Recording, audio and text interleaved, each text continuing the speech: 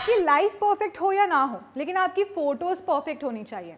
और photos perfect accidentally नहीं बल्कि इंटेंशनली होती है। नमस्कार दोस्तों,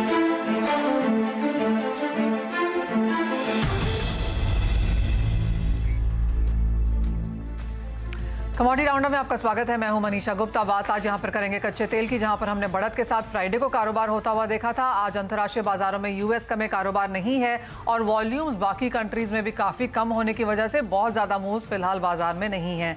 साथ ही बात करेंगे सोने चांदी की। यहाँ पर निचले स्तरों से फिर से खरीदारी के मौके हमने निकलते हुए देखे हैं। यहाँ पर कैसी होनी चाहिए स्ट्रैटेजी बताएंगे आपको। साथ ही बात करेंगे फ्यूचर कैलेंडर स्प्रेड्स पे, क्या है इसके बेनिफिट्स, कैसे काम करना चाहिए, किन कमोडिटीज़ में आप इनको कर सकते हैं, इन सब पर भी करेंगे चर्चा। हमारे साथ जुड़ रहे हैं निर्मल बांग कमोडिटीज़ के कुणाल शाह, एलकेपी सिक्योरिटीज़ के जतिन त्रिवेदी और ब्रेक के बाद जुड़ेंगे टाटा एसेट मैनेजमेंट के हेड कमोडिटी स्ट्रैटेजिस्ट अरविंदो गायन से। लेकिन शुरुआत यहाँ पर कच्चे तेल के साथ कर लेते हैं, क्योंकि अच्छी खासी गेन्स पिछले हफ्ते में देखने को मिले हैं। एंड जतिन, जैसे रशिया ने कहा है कि 5 से 7% वो उत्पादन घटा सकते हैं फर्स्ट क्वार्टर में। रशिया ने कहा है कि वो प्रोडक्शन कम करेंगे और अगर हम बाल्टिक मूवमेंट देखें रशिया की तरफ से तो उसमें दिसंबर के महीने में ऑलरेडी 20% की गिरावट देखने को मिली है। कैसे देखते हैं रशिया के स्टेटमेंट्स और उसका इम्पैक्ट कच्चे तेल पर? यस मनीषा, जिस तरह से ये मार्केट ने रिएक्शन रखा है पिछले हफ्ते 10 दिन से हम देख ले तो ट्रेंड जो है वो थोड़ा सा रिवर्स हुआ है और रिकमेंडेशन जो है वो कहीं ना कहीं बाइंग साइड पे जो है वो रुझान हमारा बना हुआ है। यूएस की तरफ से जो इन्वेंट्रीज के नंबर्स थे उसमें भी हमने देखा था कि जो नेगेटिव साइड का जो नंबर्स है वो ज्यादा सपोर्टिव रहा है क्रूड ऑयल के लिए। और जो रशिया की तरफ के जो स्टेटमेंट्स हैं वो भी आगे चलते हुए जो वो प्राइसेस को हायर लेवल्स पे और भी सपोर्ट करते हुए देखने मिल सकते हैं।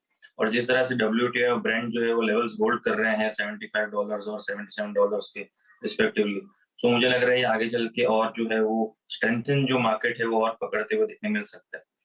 इमीडिएट बेसिस पे मैं रेजिस्टेंस देख रहा हूँ अराउंड घरेलू बाजार में 6900 से लेके 7000 के आसपास जो लेवल्स है वो एक बार के लिए पहले जरूर छूने जाएंगे। वहां से थोड़ा बहुत प्रॉफिट बुकिंग जो है वो देखने मिल सकता है, क्योंकि हम जब उस लेवल से पहुंचेंगे तो ऑलमोस्ट 15-20% की जो गेन्स है लोअर लेवल से वो रजिस्टर हो जाएगी। तो वहां से थोड़ा सा प्रॉफिट बुकिंग जरूर देखने मिल सकता है, बट वो सिर्फ एक छोटा सा रेजिस्टेंस है मेरे लिए।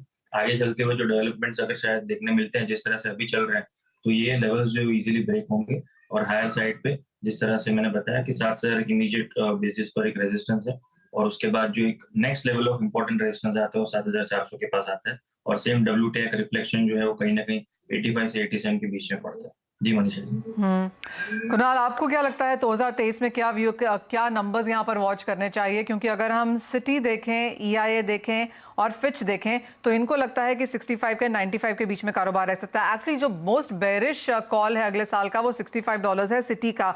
उसके अलावा Wood Mackenzie, UBS, Bank of America, Goldman सैक्स, मॉर्गन स्टैनले, सबका मानना है कि 100 और 110 तक हम यहाँ पर कच्चा तेल आता हुआ देख पाएंगे। देखिए, मुझे लग रहा है एक बार जो $70 का बॉटम हमने देखा वो टाइमिंग के लिए बॉटम ही हो गया है। मुझे नहीं लग रहा है कि उससे नीचे अभी फिलहाल जाएगा। इंटरेस्टिंगली चाइना जो ओपन अप कर रहा है इकोनॉमी को ग्रेजुअली, चाइना से आने वाले 1 से 1.5 महीने में ऑयल की डिमांड तकरीबन रफली 8 लाख बैरल या 1 मिलियन बैरल से चाइना से डिमांड बढ़ने वाली है। और सामने रशिया ने अनाउंस किया है production cut between 5 lakh to 8 lakh barrel. So अगर आप देखेंगे ऑयल की मार्केट 1.4 मिलियन बैरल की सरप्लस में ट्रेड कर रही थी और उसमें अगर चाइना की डिमांड लौटती है ऑलमोस्ट 1 मिलियन बैरल की और रशिया 5 से 6 लाख बैरल का प्रोडक्शन कट करता है, then this market will again be tight market. So I don't think so $70 should be the bottom. और ऊपर में एक बार जो ऊपरी स्तर पे WTI का $85-90 मैक्सिमम, उससे ऊपर नहीं लग रहा है। So this sounds a reasonable range to me, $70 to $90 for WTI. Right, so $70 to $90 WTI यहाँ पर कारोबार कर सकता है। क्लियरली ब्रेंट यहाँ पर थोड़ा सा प्रीमियम में फिलहाल कारोबार कर रहा है और उम्मीद यही है कि अगला साल भी ऐसे ही खुलेगा। नेचुरल गैस आपकी स्क्रीन पे लेके आना चाहेंगे, क्योंकि यहाँ पर यूरोपियन यूनियन और UK के गैस प्राइसेस में इस साल हमने गिरावट के साथ फिलहाल कारोबार होता हुआ देखा है। Closing on the negative side है। US नेचुरल गैस प्राइसेस अभी 25% के इजाफे के साथ यहाँ पर इस साल में काम कर रहे हैं। आज ऑफकोर्स आधे % की गिरावट के साथ आपकी स्क्रीन पर। जतिन, यहाँ पर क्या व्यू है? मनीषा, अगर ओवरऑल आउटलुक देखें तो वोलेटिलिटी जो है वो ये डेफिनेटली कंटिन्यूड रहेगी। बड़ा रेंज जो है वो 550 570 जो है एक स्ट्रॉन्ग रेजिस्टेंस पॉइंट बना हुआ है। लोअर लेवल्स पे 400 के आसपास जो अभी प्राइसेस आ रहे हैं, तो एमसीएक्स से वहां से एक बाउंस बैक देखने मिल रहा है। और सेम उसका जो हम देख रहे हैं कॉमिक्स की तरफ 490, 4.90 और 4.85, ये जो डॉलर टर्म्स में जो सपोर्टिव जोन्स है वो एक अच्छी खासी लेवल्स जो है वो प्ले आउट कर रही है। तो मुझे लग रहा है ये रेंज जो है वो कंटिन्यूड रहना चाहिए। जिस तरह से अभी हम विंटर सेशन के अंदर मिक्स्ड सेट ऑफ सीजनलिटी के हिसाब से जो वेदर रिपोर्ट्स आ रही हैं, तो उसके लिहाज से हम ये वॉलेटिलिटी देख रहे हैं, तो ये और कंटिन्यूड रहेगा। लेकिन ब्रॉडली में देखने जाऊं तो फिलहाल पिछले एक क्वार्टर का अगर देखने जाएंगे परफॉर्मेंस तो वीक रहा है। तो ये नेचुरल गैस का परफॉर्मेंस जो है वो थोड़ा सा विपरीत रहा है इस विंटर सेशन में। तो ये आगे चलकर थोड़ा सा नेगेटिविटी जो है और वीकनेस जो है शायद और कंटिन्यू रह सकती है। हायर लेवल्स पे सेलिंग करना ज्यादा फेवरेबल रहेगा जो पोजिशनल ट्रेडर्स है उनके लिए। हालांकि अभी प्राइसेस जो है वो थोड़े नीचे की तरफ है, तो थोड़ा वेट कीजिए। 500 के आसपास के लेवल्स मिलते हैं तभी ये एक सेफ प्ले रहेगा। लेकिन वॉलेटिलिटी को देखते हुए 450 से लेकर 475 इमीडिएट बेसिस पर रेजिस्टेंस है, वहां पर भी सेल करके चल सकते हैं। जो पोजिशनल ट्रेडर्स है उनके लिए कॉल रहेगा।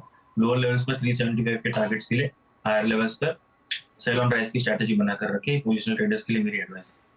ऑलराइट, तो वो तो व्यू हुआ यहाँ पर एनर्जी एज अ सेक्टर पे, लेकिन बात अब यहाँ पर सोने चांदी की कर लेते हैं, क्योंकि रुपी टर्म्स में यहाँ पर अच्छा खासा इजाफा देखने को मिला है। डॉलर टर्म्स की अगर बात करें तो सोना ये साल 1% के करीब यहाँ पर कमजोरी के साथ बंद करता हुआ नजर आ रहा है। कुणाल, कैसे देखेंगे सोने और चांदी दोनों को ही, क्योंकि 1800 के लेवल्स होल्ड नहीं करते लेकिन उसके आसपास सोना जरूर कारोबार कर रहा है। ये लेवल जैसे है, हमने ऑलरेडी एक बहुत ही शार्प रैली देखी है, उसके बाद कंसोलिडेट करेंगे प्राइसेस, यहाँ पे थोड़ा बहुत नीचे भी जाएंगे, बट ओवरऑल व्यू तेजी का बन रहा है। So going forward in 23 we are going to see globally जो भी ये स्लो डाउन है, ये gold market already priced in कर चुका है, और आगे जाके ये स्लो डाउन बढ़ता है तो गोल्ड में और भी तेजी आएगी। सो मेरा कंजर्वेटिव टारगेट $2000 का है गोल्ड के लिए, और सिल्वर के लिए अराउंड $27-28 का है ये साल। ये दोनों कंजर्वेटिव टारगेट दे रहा हूं मैं। सो ये जो भी फॉल आता है इस पे गोल्ड सिल्वर बाय कीजिए। $1750 का बॉटम लग रहा है गोल्ड में फिलहाल, और जहां तक सिल्वर की बात करें $22 का बॉटम लग रहा है। सो दोनों में जो मैंने रेंज दी है वो रेंज के बीच में ट्रेड करेगा, बट व्यू तेजी का है। ऑलराइट, स्ट्रक्चरल तेजी यहाँ पर जारी रह सकती है। इस साल में हमने रुपी टर्म्स में तो अच्छे खासे गेंस आते हुए देखे हैं, और बाजार को लगता है कि यहाँ से बढ़त की उम्मीद और भी है। जो फंडामेंटल्स आपने यहाँ पर कुणाल बताए, चाहे वो डॉलर है, बाजार में आगे recession, inflation, interest rate hike है, उन सबका impact metals as a sector पे कैसे देखते हैं? ये फंडामेंटली मेटल्स में जब विश्व में स्लो डाउन है तो मेटल के प्राइसेस घटने चाहिए, बट फिलहाल एक ही चीज है, एक तो क्रिसमस में थिन ट्रेडिंग में थिन वॉल्यूम बहुत थिन है, सो इसके लिए भी मेटल बढ़ रहे हैं। दूसरा, चाइना का जो ओपन अप जो ट्रेड है, वो ओपनिंग अप होने के कारण चाइना में डिमांड बढ़ेगी, बट क्या construction sector which accounts for 25% of the demand of raw material like copper, something like that. So ये देखना होगा आगे जाके कि वेदर ओपनिंग अप के कारण थोड़ी बहुत डिमांड जो बढ़नी चाहिए, पेंटअप डिमांड जिसे कहते हैं, रिवेंट डिमांड जिसे वर्ड यूज किया जाता है, कि 3-4 महीने से अगर कॉपर की डिमांड स्लो थी और अभी ओपन अप हो रही है तो सडनली डिमांड लौट रही है, इसके कारण प्राइसेस ऊपर जा रहे हैं। सो शॉर्ट टर्म में शायद थोड़ा बहुत और स्पाइक देखने मिल सकता है, बट लॉन्ग टर्म में ग्लोबल जो हालात है उसमें लंबी तेजी कॉपर में नजर नहीं आ रही है। ऑलराइट, तो एक नियर टर्म बढ़त देखने को मिल सकती है शायद फर्स्ट क्वार्टर में, लेकिन बहुत लंबी तेजी यहाँ पर नहीं है। तो भी कुणाल, क्या रेंजेस आप बनता हुआ देखेंगे? एक टॉप पिक अगर मेटल्स में चूज करनी हो तो क्या रहेगी अगले साल के लिए? आई थिंक तेजी में तो ऑब्वियसली कॉपर ही है, फंडामेंटली सबसे स्ट्रॉन्ग मेटल है फिलहाल। रेंज की बात करेंगे एमसीएक्स पे, तो मुझे लग रहा है कि एलएमई एक बार मैक्सिमम $9,000 तक टेस्ट कर सकता है, और MCX that should account to 740 to 750, maximum 750 तक जा सकता है, और ऑन द डाउनसाइड 670 660 ये रेंज ऑन द डाउनसाइड लग रही है। ऑलराइट, तो ये $100 की मूव यहाँ पर कॉपर में देखने को मिल सकती है, लेकिन जैसे कहा गया कि सबसे बेहतर फंडामेंटल्स अगर किसी मेटल के हैं तो वो कॉपर के हैं। आपकी स्क्रीन पे आज भी ऑलमोस्ट 3% की तेजी, लेकिन जैसे कहा गया कि वॉल्यूम्स कम है, अंतर्राष्ट्रीय बाजारों से कोई बहुत ज़्यादा संकेत नहीं है, और उसका असर हमने यहाँ पर प्राइसेस में आता हुआ देखा है। जतिन, आपकी क्या होगी टॉप कॉल यहाँ पर मेटल्स में, और आप क्या फंडामेंटल्स वॉच कर रहे हैं? फेवरेट्स तो यही रहा है मनीषा जी, कॉपर और जिंक जो है वो ज्यादा फेवरेबल रहते हैं, क्योंकि ट्रेडिंग वाइज देखने जाएंगे तो वॉल्यूम भी सबसे ज्यादा उसमें ही देखने मिलते हैं, और पार्टिसिपेशन भी उसके अंदर ही है। सो एंट्री और एग्जिट के जो पॉइंट्स है वो बहुत ही इजीली मिल जाते हैं इसके अंदर। और बाकी की बेस मेटल्स के अंदर थोड़ा सा वेट एंड वॉच और थोड़ा टाइम पीरियड जो ज़्यादा लगे। लेवल वाइज देखने जाएंगे तो बहुत ही सिमिलर लेवल्स हैं, कुछ ज़्यादा फर्क नहीं है। इमीडिएट बेसिस पे ये ट्रेंड जो है वो पॉजिटिव रहेगा आगे चलते हुए। 755 760 ये लेवल्स जो है वो वॉच आउट करने के हैं। यहाँ पर एक रेजिस्टेंस जो है वो स्ट्रांगली प्लेस्ड रहेंगे आगे चलते हुए। और लोअर साइड में 700 से लेके 680 ये एक स्ट्रॉन्ग सपोर्टिव जोन है इमीडिएट बेसिस पर देखने जाएंगे तो। थोड़ा सा बड़ा पिक्चर देखने जाएंगे तो जब तक 600 के ऊपर ट्रेड कर रहा है तब तक कॉपर के अंदर बहुत बड़ी बेरिशनेस जो है वो नहीं दिख रही है। और हायर साइड पे 850 840 के लेवल्स जो है वो ये भी मुमकिन है कि प्राइसेस वहां पर भी जा सकते हैं इस 2023 के जो साल के अंदर है। लेकिन 755 760 जैसे मैंने बताया इमीडिएट बेसिस पर एक रेजिस्टेंस है, उसके ऊपर स्ट्रांगली क्लोज की जरूरत है वीकली बेसिस पर। तो उसके बाद जो नेक्स्ट लेवल ऑफ रैली जो है उसके ऊपर ही देखने मिल सकती है। लेकिन जो अभी ट्रेड वाइज देखने जाएंगे शॉर्ट टर्म में तो उनके लिए जो लेवल्स इंपॉर्टेंट है वो है between 760 and on the lower and 680 685। इस रेंज के अंदर ट्रेड ये ज्यादा फेवरेबल है। Point taken. यानी कि एज ऑफ नाउ अनसर्टनिटी बाजार में काफी ज्यादा है, एक नैरो रेंज यहाँ पर कॉपर में निकल के आ रही है और कॉपर जिंक पर आपकी नजर होने की जरूरत भी है। ये तो बात हुई यहाँ पर नॉन एग्री कमोडिटीज की, लेकिन फिलहाल कॉटन का नया वायदा अब यहाँ पर नहीं नजर आता जनवरी के लिए। 7 कमोडिटीज ऑलरेडी यहाँ पर इन सस्पेंशन है। आपको लगता है कॉटन एक 8वीं यहाँ पर जुड़ती हुई दिख रही है?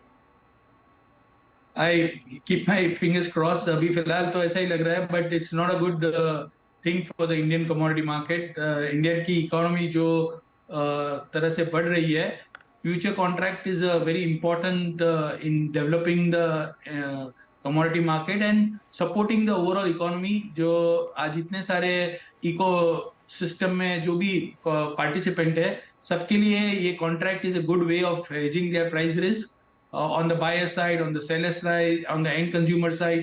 So I really hope that आ जाए। as of now नहीं आ रहा है, that is not comforting for, not good for the Indian commodity market. India की commodity market को ये this is the last thing you know which can happen in agri commodity। जो most successful contract था recently cotton का, उसमें भी यही problem आ रही है, नया contract नहीं आ रहा है। So we are waiting कुछ आ जाए, but if doesn't come then it's not a good sign। जी हाँ, कॉटन वायदा पर अब यहाँ पर थोड़ी सी चिंताएं बाजार में लगने लगी हैं, क्योंकि दिसंबर का वायदा एक्सपायरी चला गया है और यहाँ पर जनवरी में कुछ है नहीं, तो आगे देखने के लिए कुछ भी नहीं है। और 7 कमोडिटीज ऑलरेडी इन सस्पेंशन, तो कॉटन एसेंशियल कमोडिटी भी नहीं है। ऑफकोर्स उठापटक यहाँ पर भी जोरदार देखने को मिली है। एक हेजिंग मैकेनिज्म पूरे तरीके से भारतीय बाजारों में फिलहाल गायब होता हुआ। बहुत शुक्रिया लेकिन कुणाल, जतिन, साथ जुड़ने के लिए, तमाम कमोडिटीज़ पर अपनी राय भी देने के लिए। इसी के साथ एक ब्रेक के लिए रुकेंगे। जब लौटेंगे तो बात यहाँ पर करेंगे कि स्प्रेड्स के द्वारा आप कैसे कमोडिटीज़ में कारोबार कर सकते हैं, बताएंगे आपको ब्रेक के बाद। आपका स्वागत है। और कमोडिटी बाजार में निवेश में काफ़ी उतार चढ़ाव रहता है, जिससे अक्सर छोटे निवेश घबरा जाते हैं और निवेश करने से कतराते हैं। लेकिन हम अगर आपको ये कहें कि एक स्ट्रैटेजी ऐसी है जिसके ज़रिए ना सिर्फ आपका निवेश का जोखिम कम हो सकता है बल्कि रिटर्न भी अच्छा मिलता है, उस स्ट्रैटेजी का नाम है फ्यूचर्स कैलेंडर स्प्रेड। तो ये क्या है स्ट्रैटेजी, कैसे काम करती है, इन सभी सवालों के जवाब देने के लिए हमारे साथ NCDX कमोडिटीज़ की चर्चा में अब मौजूद हैं टाटा एसेट मैनेजमेंट के हेड कमोडिटी स्ट्रैटेजिस्ट अरविंदो गायन। अरविंदो गायन, बहुत शुक्रिया हमारे साथ जुड़ने के लिए। अरविंदो, पहले आपसे यही जानना चाहेंगे कि जो ये कैलेंडर स्प्रेड स्ट्रैटेजी है, कोई नई तो है नहीं, पहले ही काफ़ी सारे लोग जो FNO में काम करते हैं इसे समझते हैं, जानते हैं, लेकिन कमोडिटीज़ में आपने कितना इसका यूजेज होता हुआ देखा है? जी हाँ, I am sure calendar spread जो कॉन्सेप्ट है वो सभी व्यूअर्स को समझ में आता होगा। अब मैं बेसिक चीज बता देना चाहता हूँ कि कैलेंडर स्प्रेड्स क्या होता है। जैसे भी हम डेरिवेटिव्स का बात करते हैं, एग्जांपल मान लीजिए कोई भी कमोडिटी का एक कमोडिटी के कॉन्ट्रैक्ट्स जनवरी और फरवरी है, तो इन दोनों के बीच में एक जनरली एक स्प्रेड रहता है, प्राइस डिफरेंस रहता है। एग्जांपल मान लीजिए जनवरी कॉन्ट्रैक्ट का प्राइस है 100 रुपया और फरवरी कॉन्ट्रैक्ट का प्राइस है 110 रुपया। ये जो 10 रुपये का डिफरेंस है उसको टिपिकली हम बात करते हैं स्प्रेड्स। और आप इस स्प्रेड्स को आप टाइम स्प्रेड भी कह सकते हो या कैलेंडर स्प्रेड्स भी कह सकते हो। तो एक इन्वेस्टर को अभी अगर स्प्रेड में ट्रेड करना होगा तो हमको ये पहला चीज समझ जाना चाहिए कि ये एक डायरेक्शनल ट्रेड नहीं है, it is a spread trade, जिसको हम नॉन लीनियर ट्रेड कहते हैं। तो अगर कोई इन्वेस्टर को ट्रेड कर रहा है, मान लीजिए 10 रुपए का स्प्रेड 8 रुपया होता है या 12 रुपया होता है, तो उससे क्या होता है, टिपिकली रिस्क रिवॉर्ड रेशियो अगर हम बात करें तो स्प्रेड जो है 10 रुपया 12 रुपया होता है या 8 रुपया होता है, उसी हिसाब से आपका रिस्क रिवॉर्ड डिफाइन होता है। जनरली इस तरह का जो ट्रेड होता है वो डायरेक्शनल लीनियर ट्रेड जो होते हैं उससे कम रिस्क रहते हैं। हाउएवर हमको ये डेफिनेटली जरूर समझना पड़ता है कि ये स्प्रेड अगर 10 का 12 होता है या 10 का 8 होता है या 6 रुपया होता है, टिपिकली ये फंडामेंटल्स के ऊपर डिपेंड करता है। तो जैसे हमने अभी कैलेंडर स्प्रेड के बारे में बात कर रहे हैं, एक दो कॉन्सेप्ट मैं यहाँ पे इंट्रोड्यूस करना चाहता हूँ जो जनरली कहते हैं कॉन्टैंगो और बैकवर्डेशन। आई एम श्योर सारे व्यूअर्स को ये जरूर मालूम होगा कि कॉन्टैंगो होता क्या है और बैकवर्डेशन होता क्या है। टिपिकली कॉन्टैंगो जो होता जी हाँ, कॉन्टैंगो में ऐसा होता है कि अभी के प्राइस कम होते हैं, दूर के कॉन्ट्रैक्ट के ज़्यादा होते हैं। बैकवर्डेशन में आज महंगा होता है और बाद में यहाँ पर सस्ता हो जाता है। लेकिन जैसे आप अरविंदो हमें बता रहे थे कि कैलेंडर स्प्रेड यहाँ पर एक नीति है जो जिसमें लोग यहाँ पर कारोबार भी करते हैं, यानी कि डायरेक्शनल ट्रेड हम यहाँ पर नहीं कर रहे हैं लेकिन कॉन्ट्रैक्ट्स के बीच का यहाँ पर फ़ायदा उठा रहे हैं। तो क्या वो 5 बड़ी चीज़ें हैं, 5 बड़े बेनिफिट्स हैं अरविंदो जो आप कहेंगे बाजार को डेफिनेटली ध्यान में रखने चाहिए जब वो कैलेंडर स्प्रेड्स पे काम करें? जी हाँ, बहुत इंपॉर्टेंट पॉइंट है ये। जब आप कैलेंडर स्प्रेड्स कर रहे हैं, अगर हिस्टोरिकल डेटा को हम देख के कैलेंडर स्प्रेड कर रहे हैं तो डेफिनेटली वो फंडामेंटल काम नहीं करेगा, क्योंकि हो सकता है करंट एनवायरनमेंट में जो स्प्रेड है वो करंट डिमांड सप्लाई को ध्यान रखते हुए स्प्रेड मूवमेंट हो सकता है। मैं यहाँ पे डायरेक्ट कोई कमोडिटी के ऊपर कोट करना नहीं चाहूंगा, लेकिन एग्जाम्पल के तौर पर अगर हम बताएं, जैसे अभी हमने प्रीवियस गेस्ट के साथ gold, silver, crude, natural gas के बारे में बात किए हैं। अभी एग्जांपल हम क्रूड के बारे में बात करते हैं। जनरली क्रूड एक सीजनल कमोडिटी होता है और जनरली डिमांड सप्लाई जो सिनेरियो है विंटर और समर में काफी फर्क पड़ता है। मान लीजिए winter demand is very high, तो टिपिकली क्या होता है, करंट कॉन्ट्रैक्ट जो है बहुत डिमांड में रहता है, तो करंट कॉन्ट्रैक्ट ऊपर रहता है और आगे वाला कॉन्ट्रैक्ट जो है नीचे रहता है, तो हम उसको बोलेंगे वो बैकवर्डेशन में चल रहा है। जैसे सेम क्रूड ऑयल का बात अगर हम समर में बात करेंगे, हो सकता है वो बैकवर्डेशन में हो सकता है। तो पॉइंट नंबर 1 हमको ये जरूर याद रखना होगा कि जब हम स्प्रेड ट्रेडिंग कर रहे हैं तो करंट डिमांड सप्लाई को ज्यादा ध्यान रखना होगा, जबकि प्रीवियस पास्ट में स्प्रेड किस तरह का मूवमेंट हुआ है वो इतना मायने नहीं रखते हैं। सेकंड, जब हम कोई भी कमोडिटी में ट्रेड करते हैं, एक्सचेंज का वेयरहाउस स्टॉक्स को देखना पड़ता है, चाहे वो गोल्ड सिल्वर हो या क्रूड ऑयल हो या एग्रीकल्चर कमोडिटी एक्सचेंज पे हो।